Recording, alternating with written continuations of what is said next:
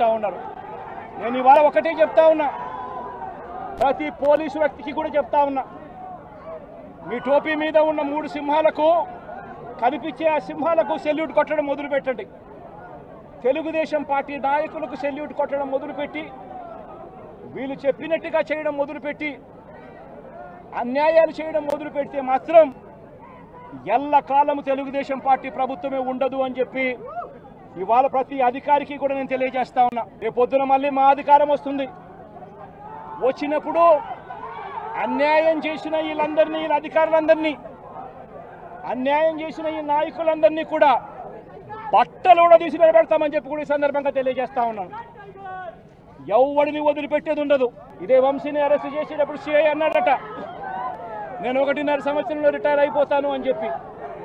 Retire అయిపోయినా కూడా, సప్త సముద్రాల అవతల ఉన్నా కూడా మొత్తం అందరినీ కూడా పిలిపిస్తామని చెప్పి కూడా ఈ సందర్భంగా చెప్తా ఉన్నా. చట్టం ముందు నిలబడేట్టుగా చేస్తాం, బట్టలు ఊడదీస్తాం, న్యాయం జరిగేట్టుగా చేస్తాం అని ప్రతి ఒక్కరికి కూడా తెలియజేస్తా ఉన్నాం. ఈ మాదిరిగా అన్యాయం చేయడం మొదలు పెడితే మాత్రం ఖచ్చితంగా ప్రజలు, దేవుడు ఇద్దరు కూడా వీళ్ళను శిక్షించే కార్యక్రమం ఖచ్చితంగా జరుగుతుందని చెప్పి సందర్భంగా మరొక్కసారి వీళ్ళందరికీ కూడా చెప్తా ఉన్నాం. అన్యాయంలో భాగస్వాములు కావద్దండి. మీ టోపీ మీద ఉన్న సింహాలను గౌరవించండి, వాటికి సెల్యూట్ కొట్టండి, మీ వ్యక్తిత్వాన్ని కాపాడుకోండి అని చెప్పి ప్రతి అధికారికి కూడా ఈ సందర్భంగా తెలియజేస్తా ఉన్నాం. ప్రజాస్వామ్యం కూలిపోతా ఉంది అని చెప్పడానికి ఇవన్నీ నిదర్శనాలు. ప్రతి కేసు ఇల్లీగల్ కేసే. ప్రతి కేసులోనూ కూడా వీళ్ళే బెదిరిస్తూ ఉన్నారు, అవతలోడు బెదిరిస్తూ ఉన్నాడు అని చెప్పి వీళ్ళే కేసులు పెడతా ఉన్నారు. అసలు బెదిరించేది ఎవరిని బెదిరిస్తూ ఉన్నారు? ప్రతి విషయంలోనూ వీళ్ళే. పారిశ్రామికవేత్తలను వదలడం లేదు, రాజకీయ నాయకులను వదిలిపెట్టడం లేదు. ప్రతి ఒక్కరిని కూడా వీళ్ళే బెదిరిస్తూ ఉన్నారు, అవతలోడు బెదిరించినాడని చెప్పి మళ్ళీ ఎదురు కేసులు పెడతా ఉన్నారు. ఇవన్నీ ఊరికే పోవు, ఇవన్నీ కూడా మళ్ళీ వీళ్ళకి చుట్టుకుంటాయి. చుట్టుకున్నప్పుడు వీళ్ళ పరిస్థితి అతి దారుణంగా తయారవుతుంది అని మాత్రం ఖచ్చితంగా చెప్తా ఉన్నారు. వంశీని ఎందుకు టార్గెట్ చేస్తా ఉన్నారు అనేది చంద్రబాబు నాయుడు గారికి వంశీని చూస్తే తన సామాజిక వర్గం నుంచి ఒక వ్యక్తి ఎదుగుతున్నాడు, చంద్రబాబు నాయుడు గారి కన్నా గ్లామరస్గా ఉన్నాడు, లోకేష్ గారి కన్నా గ్లామరస్గా ఉన్నాడు, ఒక మనిషి ఎదుగుతున్నాడు అని అంటే తట్టుకోలేడు తన సామాజిక వర్గంలోనే. అందుకని కొడాలి నాని చూసినా ఆ మనిషికి జీర్ణించుకోలేని ఆక్రోశము, వంశీని చూసినా కూడా జీర్ణించుకోలేని ఆక్రోశము. ఎందుకంటే చంద్రబాబు నాయుడు గారి కన్నా చక్కగా ఉంటారు కాబట్టి వీళ్ళిద్దరు. అవినాష్ కూడా పాపం ఎప్పుడో ఒకసారి టార్గెట్ అవుతాడు, ఎందుకంటే లోకేష్ కన్నా చక్కగా ఉన్నాడు కాబట్టి. ఇది చంద్రబాబు నాయుడు గారి మనస్తత్వం. ఆయన కొడుకు ఆ సామాజిక వర్గంలో వాళ్ళు మాత్రమే లీడర్లు. వాళ్ళకి ఎవరైనా పొరపాటున వాళ్ళకు అనుకూలంగా లేకపోతే సామాజిక వర్గం నుంచి వాళ్ళని వెలేయడము. ఇది చంద్రబాబు నాయుడు గారు, రామోజీరావు, ఆంధ్రజ్యోతి రాధాకృష్ణ, TV5 వీళ్ళు ముగ్గురు. నిజంగా ఇది ఒక మాఫియా రాజ్యం. చంద్రబాబు నాయుడు అనే వ్యక్తిని ముఖ్యమంత్రిగా చేయడం కోసం, చంద్రబాబు నాయుడు అనే వ్యక్తికి ఓట్లు వేయించడం కోసం ఒక మాఫియా సామ్రాజ్యం వీళ్ళంతా. ఆ మాఫియా సామ్రాజ్యంలో ఎవరైనా చంద్రబాబు నాయుడు గారికి వ్యతిరేకంగా వాళ్ళ సామాజిక వర్గంలో ఈ అవినాష్ కానీ, నాని కానీ, వంశీ కానీ ఇలాంటి వాళ్ళు ఎవరైనా నిలబడితే, పాప మా శంకర్రావు కానీ, మా బ్రహ్మనాయుడు కానీ ఇటువంటి వాళ్ళు ఎవరైనా నిలబడితే అంతే, వాళ్ళ సామాజిక వర్గంలో తప్పు పుట్టారు, వాళ్ళ అన్యాయస్తులు అని వాళ్ళ మీద తప్పుడు కేసులు పెట్టడం, వాళ్ళ మీద ఇల్లీగల్ అరెస్టులు చేయించడం, వాళ్ళ మీద బురద జల్లడం, వాళ్ళని ట్రోల్ చేయించడము, ఇవన్నీ కూడా చంద్రబాబు నాయుడు గారి నైజం. జగన్మోహన్ రెడ్డి ఈరోజు ఆయన ఒక దుర్మార్గుడిని పరామర్శించడానికి పోయినాడు. అక్కడికి పోయి ఆయన ఏం మాట్లాడుతున్నాడు జగన్మోహన్ రెడ్డి? ఆయన కులాల గురించి మాట్లాడతాడు, చంద్రబాబు నాయుడు గారు లోకేష్ బాబు గురించి మాట్లాడతాడు. నీ పార్టీ వాళ్ళు కూడా సమర్థించరు. అదేమంటే వార్నింగ్ ఇస్తావు, సప్త సముద్రాలు ఉన్న పట్టుకొంచి లోపలేస్తానంటావు. ఇది కర్మ. నేను ఒక సలహా చెప్తా. ఇప్పుడు ఈయన పోయి చూసి వచ్చావు, ఒక మనిషి అనే వాడు చేయని దుర్మార్గాలు చేసిన వాడిని జైలుకి పోయి పరామర్శించావు. అక్కడ మీ తల్లి పైన, మీ చెల్లి పుట్టక పైన చేసిన సోషల్ మీడియాలో వ్యాఖ్యలు చేసిన పోస్టింగ్లు పెట్టినవాడు జైల్లో ఉన్నాడు.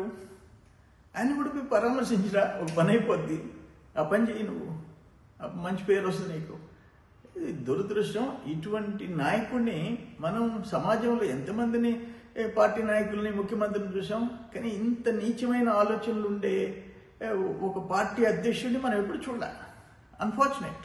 జగన్ రెడ్డి సొంత ఎంపీ రఘురామకృష్ణరాజును కూడా అరెస్ట్ చేయించినాడు, ముఖ్యమంత్రి గారిని అరెస్ట్ చేయించినాడు, నారాయణను అరెస్ట్ చేయించినాడు, మంత్రి గారిని, ఆ రోజు మాజీ మంత్రిని, దేవినేని ఉమాను, కొల్లూరు రవీంద్ర గారిని, అచ్చెన్నాయుడు గారిని, అయ్యన్న పాత్రుడు, ఇవన్నీ అక్రమ అరెస్టు అని కోర్టులు చివాట్లు పెట్టాయి.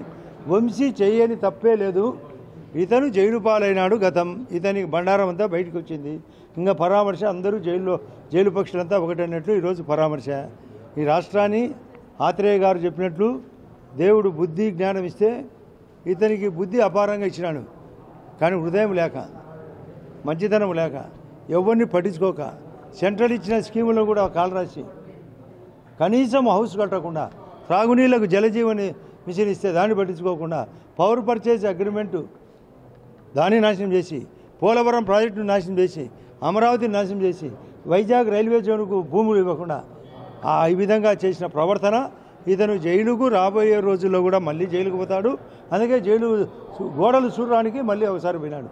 ఇటువంటి దరిద్రం క్యారెక్టర్ రాజకీయాల్లో ఉండకూడదు. జగన్కు వేరుపురుగు పట్టింది. జగన్ పార్టీలో ఉండే అందరూ డెడ్ వుడ్తో సమానం, అది రాలిపోయేది. మీరు డెడ్ వుడ్ అంటే చెట్టుకు ఒక బెరడు అతుక్కుంటుంది, దానికి ప్రాణం ఉండదు. అట్లాగా వాళ్ళ పార్టీ కార్యకర్తలు వైఎస్ఆర్ పార్టీకి అతుక్కొని ఉన్నారు. ఎప్పుడైనా సమసిపోయేదే. వైఎస్ఆర్ పార్టీ గతంలో చెప్పినా మళ్ళీ చెప్తున్నా, వైఎస్ఆర్ పార్టీ డైనోసార్. ఇవాళకైనా వైఎస్ఆర్ కాంగ్రెస్ పార్టీ పునరాలోచన చేసుకోవాల్సిన అవసరం ఎంతైనా ఉంది. తెలుగు రాష్ట్రంలో పార్టీ నడుపుతా తెలుగు భాష మీద దాడి చేసే వాళ్ళని ఇంకా ప్రోత్సహించడం నేను అమానుషంగానే భావిస్తున్నాను. అలాగే ఇంకా ఆయన ఏ ఎంక్వైరీ ఎందుకు చేపిస్తలా?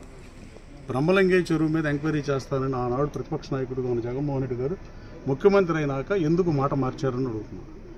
నేను జగన్మోహన్ రెడ్డి గారిని ఆయన పార్టీలో పనిచేసినప్పుడు కానీ తర్వాత కానీ ఇంకా ఇంకో విషయం చెప్పదలుచుకున్నా, సాక్షాత్తు జగన్మోహన్ రెడ్డి గారిని దూషించలేదా అని అడుగుతున్నాను.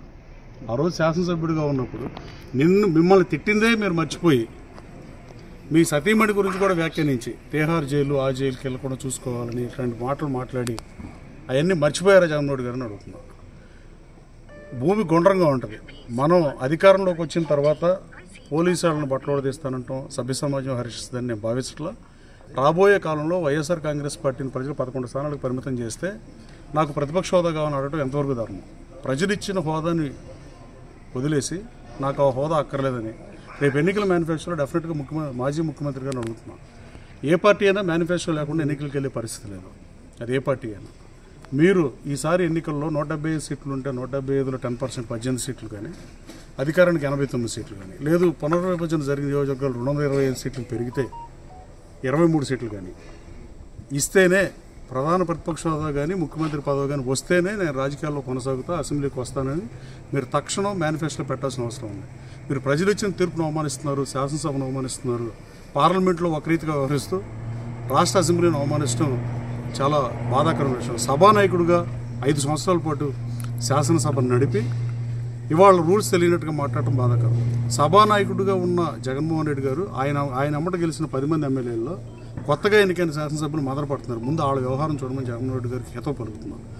నేను అన్పార్లమెంటరీ మాట్లాడడం జగన్మోహన్ రెడ్డి గారికి కూడా తెలుసు, కానీ ఆయన దూషించినా ఆయన సర్దుకున్న పరిస్థితి. కానీ ఇదేదో డాక్టర్ రామచంద్ర గారి మీద మాట్లాడినప్పుడు ఇలాంటప్పుడు స్పందించుంటే కనీసం వైసీపీ శ్రేణులు కూడా హర్షించాయని నేను బలంగా నమ్ముతున్నాను.